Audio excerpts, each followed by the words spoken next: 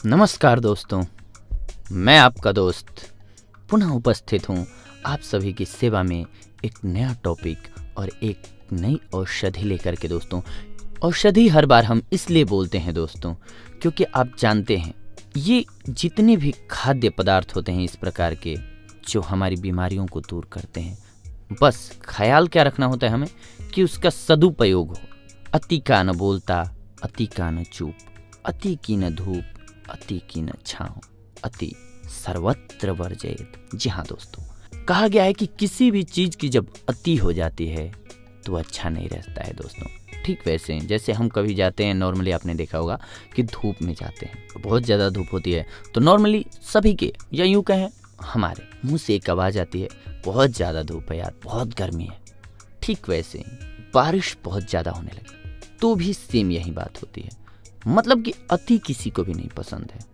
तो अगर हमारा मेन पर्पस अभी ये बताने का ये रहा दोस्तों कि अगर हम इन खाद्य पदार्थों का समुचित उपयोग करें, यानी कि सही मात्रा में उपयोग करें, तो हम स्वस्थ रह सकते हैं। इसीलिए हम हर बार आप सभी के लिए जो इन खाद्य पदार्थों को औषधि के रूप में बोल करके प्रस्तुत करते हैं, इसकी मुख्य वजह यही है कि हर एक खाद्य पदार्थ एक औषधि का काम करता है। बस हमें यूज करने आना चाहिए कि कैसे इस्तेमाल करना है। आइए आज के हमारे टॉपिक पर आते हैं, तरबूज। जी हाँ, आज की हमारी औषधि है दोस्तों तरबूज। हाल ही में हुए एक नए शोध के अनुसार यदि आप तरबूज का सेवन करते हैं तो इससे आपकी यौन क्षमता बढ़ती है। इसमें पाए जाने वाले तत्व आपके शरीर के ब्लड सेल्स पर अपना असर डालते हैं और इससे आपकी यौन क्षमता बढ़ती है। तरबूज हमारे पसंदीदा फलों में से एक है। इस फल को हमारे शरीर के लिए बहुत ही लाभदायक माना जाता है। तरबूज सर्दी के मौसम में नहीं बल्कि गर्मी के मौसम में होने वाला फल है। यह फल अन्य फलों से सस्ता है, इसीलिए इस फल को किसी भी वर्ग के व्यक्ति आसानी से खरीद सकते हैं। तरबूज की खेती भारत के सभी स्थानों पर की जाती है दोस्तों। इस फल की खेती नदियों के किनारे तथा रेतीली मिट्टी में ही हो सकती है। आइए अब हम जानते हैं तरबूज के आयुर्वेदिक फायदे और उपचार। तरबूज में 95.8% पानी पाया जाता है। इसमें 0.2% प्रोटीन होती है। इसमें चिकनाई की मात्रा 0.2% होती है। तरबूज में 0.3% खनिज लवण पाए जाते हैं दोस्तों। इस फल में 3.3% carbohydrate, calcium, phosphorus, vitamin A, thiamine, riboflavin एवं एस्कॉर्बिक अम्ल आदि पोषक तत्व पाए जाते हैं। आयुर्वेदा के अनुसार ऐसा माना जाता है कि तरबूज को खाना खाने के बाद ही खाना चाहिए। इस फल को खाली पेट नहीं खाना चाहिए दोस्तों। हमारे शरीर के लिए केवल तरबूज का ताजा फल ही लाभदायक होता है। कटा फटा व बासी फल खाने से हमारे शरीर को नुकसान भी हो सकता है। खाना खाने के बाद तरबूज को 1-2 घंटे पानी में डालकर काला नमक व मिर्च डालकर इसका सेवन करें, हमारे शरीर के लिए बहुत लाभदायक है। आयुर्वेदा के अनुसार तरबूज का फल ही नहीं बल्कि इसके बीज को भी हमारे लिए बहुत ही उपयोगी माना गया है। तरबूज के बीजों का प्रयोग तेल बनाने में किया जाता है। तरबूज का रस हमारे शरीर के लिए कितना लाभकारी होता है ये भी हम आपको बताते हैं। नंबर 1, यह ठंडा होता है। नंबर 2, इसका रस स्फूर्ति देने वाला होता है।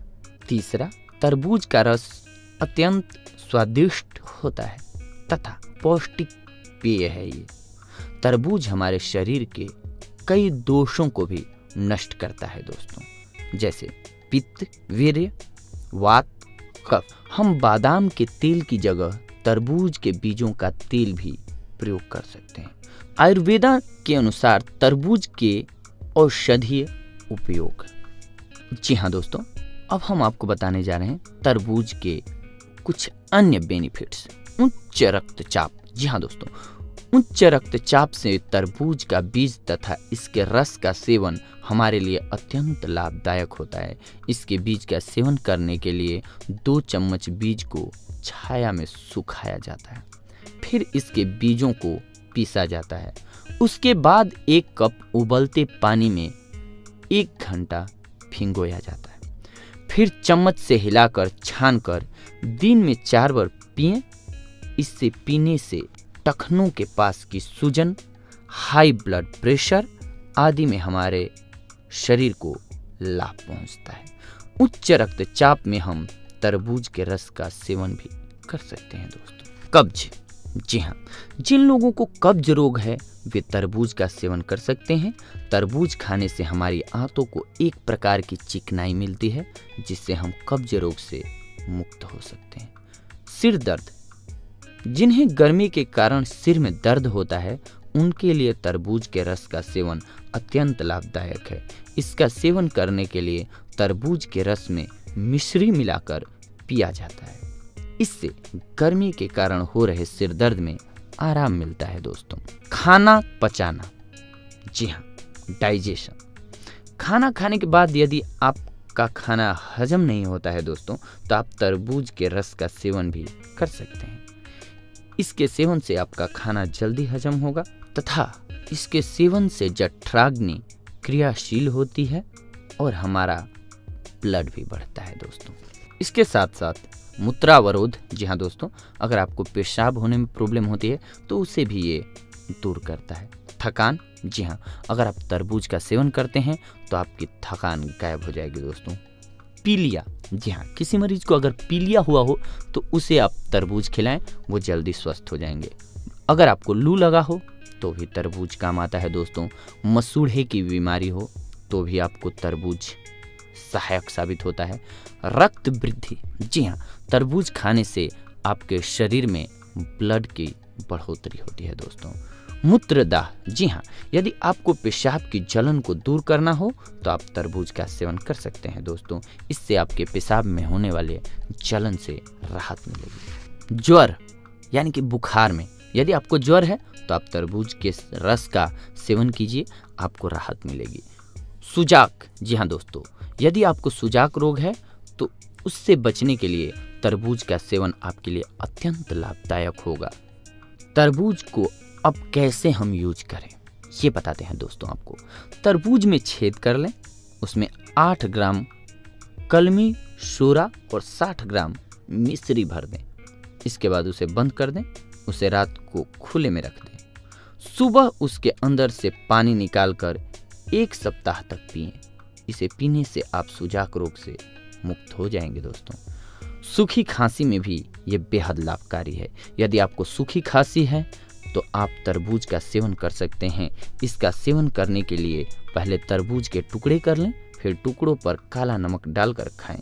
इससे खाने से आपकी खांसी बंद हो जाएगी दोस्तों। तो इस प्रकार से आज की हमारी औषधि रही दोस्तों तरबूज। अगली बार हम आपसे मिलेंगे एक और नई औषधि लेकर के, एक और नया टॉपिक लेकर के।